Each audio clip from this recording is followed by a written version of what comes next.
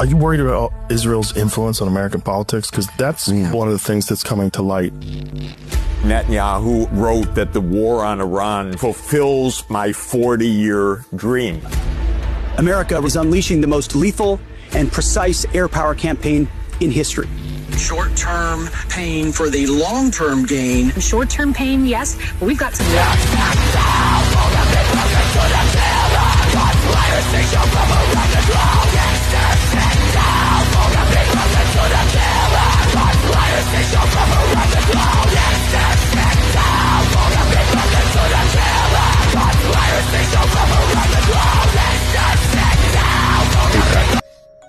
A lot of people think that. The evidence is all there. We send $18 billion a year to Israel. Why? Just ask the question, what do we get out of it? Nothing. We get nothing. Are we doing humanitarian work? No, they're charged with genocide. They're killing off Palestinians. Are we helping them survive? Well, they've got a higher standard of living than we do, a longer lifespan than we do, free education, free housing, free health care, but we're sending them money. Why? Ask yourself why a U.S. congressman can wear an Israeli military uniform in congressional chambers. I would think that would be an act of treason. But they did. Nobody said anything. I have difficulty looking at that in any other way than we're occupied. Zionism and anti-Semitism, but the noise is currently piling them together as one, which is wrong. The people that control Israel, they don't care about religion. They care about controlling humanity as a whole to infiltrating every branch of power. So even if they control the media and big tech and the ADL and the politicians, they have no problem allowing Jewish hate to flood social media and put innocent people in harm's way, because ultimately it serves them. As long as it helps create their one world government, they don't care who the victims are. When you operate at that level, you don't see borders or religion. What you see is a chessboard. So wait, Bibi claims to care about Christians in America, but not Christians in Gaza, in Iraq, in Iran, Syria, Libya? He also claims to care about Jewish people, but still allowed the stand down to happen on October 7th. It doesn't even make sense. No, what happened on October 7th was an Israeli setup. Everyone knows. What? Look at him smile! So are you saying Benjamin Netanyahu deliberately boosted Hamas to try to prevent a Palestinian state? Yeah, sure. He deliberately and systematically even told on record, whoever wants to avoid the threat of a two-state solution has to support my policy of paying protection money to the Hamas. So what we did, with the permission of our Prime Minister, is to let Qatar to transfer a huge amount of money in cash, probably more than $1.4 billion. By doing it, we increase the power of Hamas. To blow up a bus full of children or a building full of innocent civilians, you have to grind it into their minds. You have to wash their brains and tell them there's a higher cause out there. It's religious, ethnic, racial, whatever. And for that higher cause, you can disregard all the normal for word, verbatim, from the Jerusalem Post by Benjamin Netanyahu in 1990. If we get caught, they will just replace us with a person from the same cloth. So it doesn't matter what you do. America is a golden calf, and we will suck it dry, chop it up, and sell it off piece by piece until there is nothing left but the world's biggest welfare state that we create and control. Why? Because it's God's will. And America is big enough to take the hit, so we can do it again and again and again. This is what we do to the countries that we hate. We destroy them very slowly, but we make them suffer for refusing to be our slaves. So the man that they've convinced us is supposed to be our greatest ally, in 1990 was quoted saying that he plans to destabilize America and then in the process turn us into a forever welfare state which they control, and we will be their slaves, because that's what he does to the countries that they hate, and they want to make them their slaves. It's literally a port, a seaport. Which means if you're seeing rockets fly over your head and hitting this port, it did not come from Iran, because Iran is there. We won't see any rockets flying over our head unless we're in a ship. The rockets you've seen came from the opposite direction, and everyone witnessed it. No more lies, motherfuckers. I've seen several of these videos sent to me, and a friend who lives in the region confirmed it. It's looking like Israel is doing the bombing of the UAE and then blaming it on Iran. If Iran is firing any missiles at the UAE, they're justified as its retaliation against U.S. bases. But it's looking like like quite a bit of the bombing in the UAE is coming from Israel. And this is not the first time they've done this. They have bombed their allies or shot down their allies and then blamed other people. People know that on the morning of 9/11, a lady looked out of her apartment in New Jersey, looking over to the burning tower, the first one, and saw 5 Middle Eastern-looking men filming it, high-fiving and cheering. She took them to be Arabic. She called the police.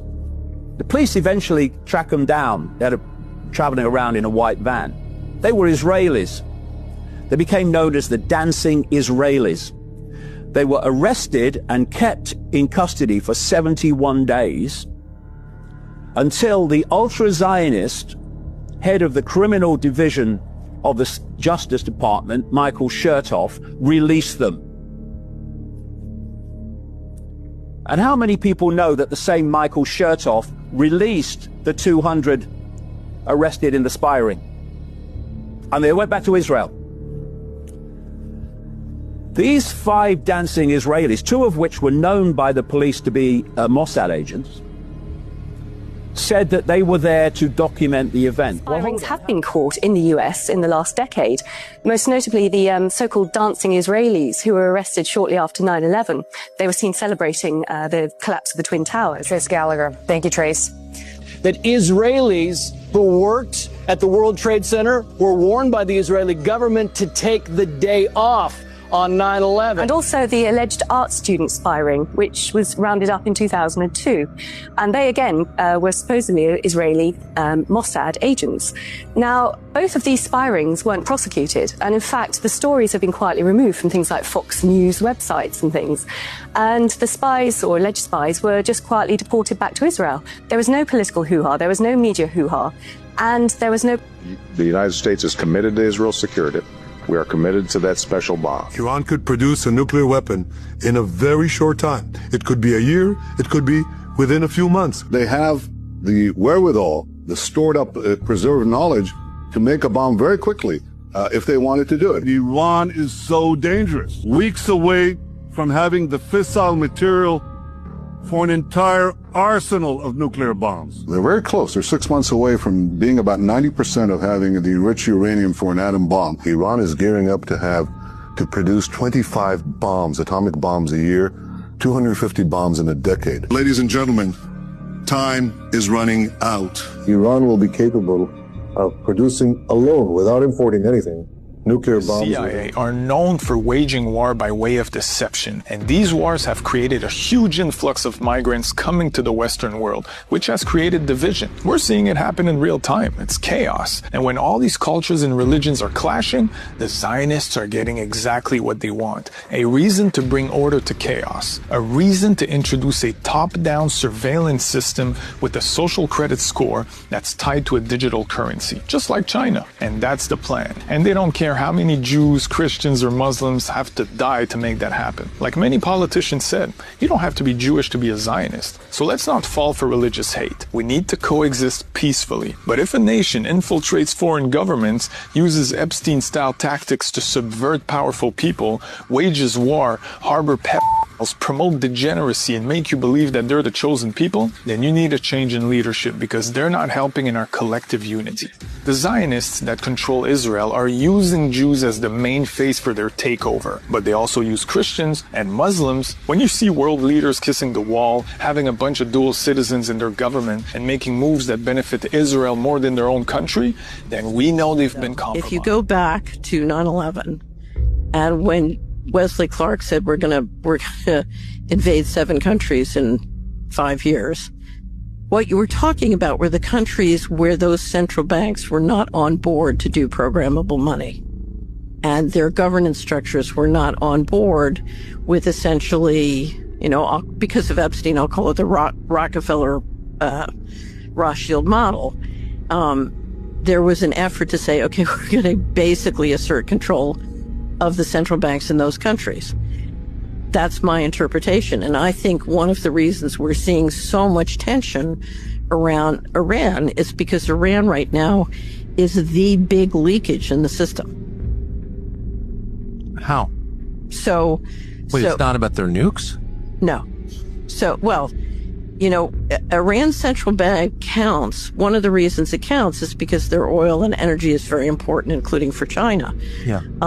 And that's very important in the BRICS system. What the BRICS system is trying to do is to create independent payment systems. That Israel is the biggest recipient of American aid and military support is because this hand called the House of Rothschild takes the money from the United States and hands it to this hand called Israel of the House of Rothschild and says, thank you very much. The reason that there's no questioning of Israeli nuclear capability, that they get away literally with mass murder time and time again, is because the House of Rothschild also controls the countries of the European Union and controls the European Union. The Jewish people, in general, have been mercilessly used by the House of Rothschild and their front secret society, satanic secret society called Zionism, as a front which they can hide behind. So it is House of Rothschild organizations like B'nai B'rith, Sons of the Covenant, who created an organization called the Anti-Defamation League, which goes around defaming everyone, ironically, who have not just campaigned for hate laws that stop you exposing these people. They're there simply to stop legitimate investigation of the Rothschild. Did the Iran hostage crisis take place? So certainly, I'm asking you, fundamentalist radicals took over the government. Why? The West. Why did they take over the West? Why? Because they're religious jihadis who want to eliminate Western society. They hate our way of life. They hate our way of or they overthrew the Shah of Iran, who we imposed on Iran because the Dulles brothers, one at the CIA and one at the State Department, decided that the oil beneath the soil of Iran belonged to BP and belonged to us. And when Mossadegh, who was the leader of Iran, the democratically elected leader of Iran, said that we would like to audit BP because we want to know if you are cheating us or paying the people of Iran based on the oil under their soil. And they said, you may not audit us. And then we overthrew him and he wound up dying in prison because we decided that we, in our arrogance as a country, got to own their oil. And wait a minute, one moment. And so the hatred of the United States had to do with the hatred of the Shah, who brutally repressed the people of Iran for 26 years until he was overthrown within Iran because he was not their natural king. They didn't want a king any more than we wanted a king. The bottom line is the arrogance of the United States' foreign policy. We act as if people act in a vacuum, and that nothing we do has ever led to the hatred of us in other countries. And I'm not saying that hostages should be taken, but you just said because they hate our Pete Hegseth's commander has been telling U.S. forces that the war in Iran is about Armageddon and the coming of Jesus. Holy hell, it looks like they have. This is one of those stories that I saw on my doom scroll and thought, no way is this real. Before we go on, ask yourself how many whistleblower reports it would take for you to believe this story. 1? A dozen? What if I told you it was more than 200? The Military Religious Freedom Foundation has received whistleblower reports from service members spread across 40 different units positioned at least 30 military installations around the Middle East. One non-coms report said that their commander, quote, urged us to tell our troops that this was all part of God's divine plan, and he specifically referenced numerous citations out of the book of Revelation referring to Armageddon and the imminent return of Jesus Christ. That same commander reportedly told troops that President Trump was, quote, anointed by Jesus to light the signal fire in Iran to cause Armageddon and mark his return to Earth. The complaints are anonymous because service members fear retaliation, obviously, and that fear makes sense because this didn't come out of nowhere. Military.com has reported that Defense Secretary Pete Hegseth has been hosting monthly Christian prayer services inside the Pentagon, with invitations sent not just to military personnel, but to defense contractors. When Military.com asked about the complaints directly, a spokesperson didn't address them at all, and just referred reporters to Hegseth's remarks about U.S. intentions. According to Pete Hegseth, America's stance is now fuck international law, fuck rules of engagement, inflict the maximum amount of carnage fucking possible. Fuck being diplomatic, fuck being politically correct, just kill people. America, regardless of what so-called international institutions say, is unleashing the most lethal and precise air power campaign in history. B-2s, fighters, drones, missiles, and of course, classified effects. All on our terms, with maximum authorities. No stupid rules of engagement, no nation-building quagmire, no democracy-building exercise, no politically correct wars. We fight to win, and we don't waste time. This is so fucked up. I've been to war and I get it. Rules of engagement can be irritating, but they're there for a fucking reason. Rules of engagement are there to prevent you from shooting your target with a 50 cal and shredding the 4 fucking houses behind it, killing innocent people. Rules of engagement are there to prevent you from blowing up a fucking car that doesn't know your security protocols and approaches your convoy. Rules of engagement are there to prevent you from escalating a situation to where it doesn't need to be. It literally is set up to prevent innocent lives from being slaughtered by the horrors of war. They're just trying to live their fucking life. This is so fucking disgusting, and I'm so embarrassed for this country. With our people, I said, what quality of ship? Excellent, sir. Top of the line. I said, why did we just capture the ship? We're going to use it. Why did we sink them? They said, it's more fun to sink them. And he said,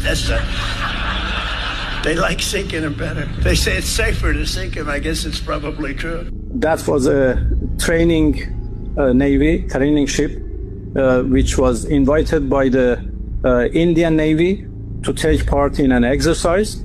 And they went there as their guests, the Indians guests, and they, did participate in that exercise, and they were in their way back home, and the ship was unarmed.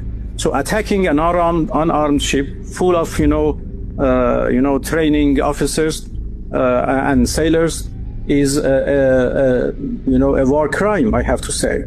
It's a moral abomination, and yes, it's tactically stupid. They bombed a submarine and just let the sailors drown to death.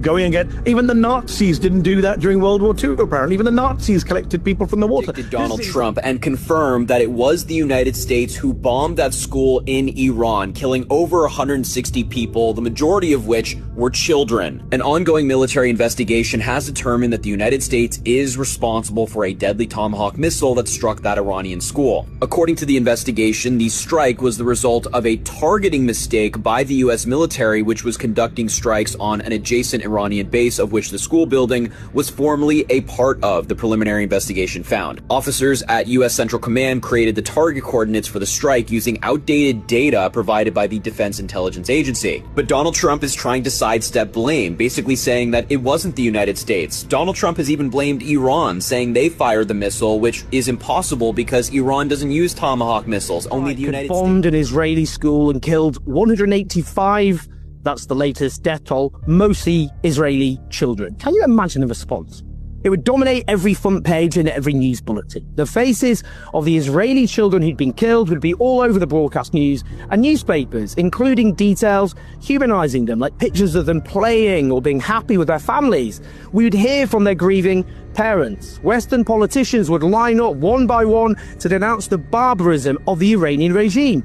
But not here, because it's clear whose lives matter and how the crimes of the West and the crimes of its opponents influence on American politics, because that's one of the things that's coming to light over the last couple of years since the invasion, where people are paying more and more attention to Israel, and then also seeing what happens when you criticize Israel. I've never understood why AIPAC doesn't have to register as a foreign agent with the Justice Department when everybody else does. Why is AIPAC special that it doesn't have to register? If you're doing something, anything, on behalf of a foreign government, you have to register. Except if you're AIPAC. And I just don't understand that. That seems so insane. And whenever you see like just dozens of senators and congresspeople going over to Israel, like, oh man, it's just crazy how much influence one country has. Yeah, it really is. On a much bigger Watch country. this video first and understand that the greatest form of mind control is repetition. This just got posted on Twitter and it's going absolutely viral because people are remembering that, yeah, a couple corporations do own all the media. So you think you're getting this illusion of choice, like, let me put on a different channel. Listen to this. This is a short-term disruption for the long-term gain. Short-term pain for the long-term gain. Short-term pain be for long-term gain. We're going to have some short-term pain with long-term gain. Short-term pain for a long-term gain. Some short-term pain, yes, but we've got some long-term gain. Short-term spike for a long-term gain. Some short-term pain for American consumers. We may have to deal with that in the short term. Short-term and temporary. Temporary. Short-term pain. It's going to suck in the short term. Some short-term pain. Short-term pain. We have to focus. And you want to know why repetition is the greatest form of cognitive influence? Because it strengthens neural connections, fosters the illusory truth effect, and reduces cognitive load, making familiar information feel more reliable and credible over time. Didn't you hear George Bush? By the way, that video goes on for like 3 minutes. George Bush said something to the effect of, we got to say it a whole bunch of times so it really sinks in. But at the end of the day, all of a sudden, a lot of what everyone believes... From when I joined the CIA, George H.W. Bush had just become president. The Israelis asked us to bomb Iran. Every single president. No matter who the prime minister of Israel happens to be, you gotta bomb Iran. You gotta bomb Iran. You gotta bomb Iran. And every single president said, no, we're not bombing Iran. We would never bomb Iran. Because our position was that would be the start of World War III. The reason, though, I'm told, that Donald Trump decided to bomb Iran was that the Israelis said, for the first time, if you don't bomb Iran to take out these deep bunkers, we're going to use nuclear weapons. And they had never threatened that before. And so Trump said, bombing Iran might actually save us from the start of World War III if it keeps the Israelis from using nuclear weapons. Do you see why there's a problem with that statement, John? Yeah. Because they've never admitted that they've had them. That's right. So you're telling me that they just admitted to the President of the United States that they have nuclear weapons and we still do not have them in the IAEA. 100%. And Gaddafi in power? 100%. Now, as far as Assad is concerned... What about the human rights abuses? Let's talk... Well, you don't think they're happening now? They're worse now than they ever were. People are getting their heads chopped off. They're being drowned.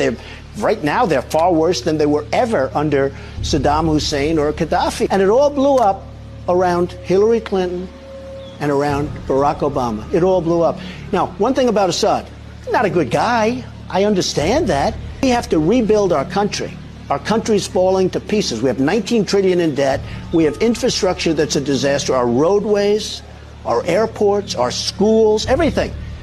We have to start thinking about ourselves. We're pouring trillions of dollars into the Middle East, and we have nothing for it. So is that it with Iran? Like, is the war continuing or is it over? And he goes, well, you know, I don't really want to see it continue, but maybe that's a better question for Bibi. And you're like, what? Wait, what? Oh, I'm sorry. You're like, well, my boss is right here, so you might as well ask him. To those talks you have before you. Well, I would say that the best man to answer that is the Prime Minister. But I will tell you that, in my view, I hope it's over. Is your Palestinian relocation plan still on the table? Gail, Bibi, why don't I let you answer that question? Do you think that there can be a two-state solution that is independent? I don't know. I'd ask Bibi that question. You have the greatest man in the world to answer that. Jeffrey Sachs, who I love, he said, I regard Netanyahu as the worst U.S. president of my lifetime, which is a very funny line. I regard Netanyahu as having been our greatest disastrous president of the 21st century because he ran American foreign policy for 20 years and he cost us trillions of dollars. Absolute enormous amount on Trump. He was so bankrupt, in for $1 billion.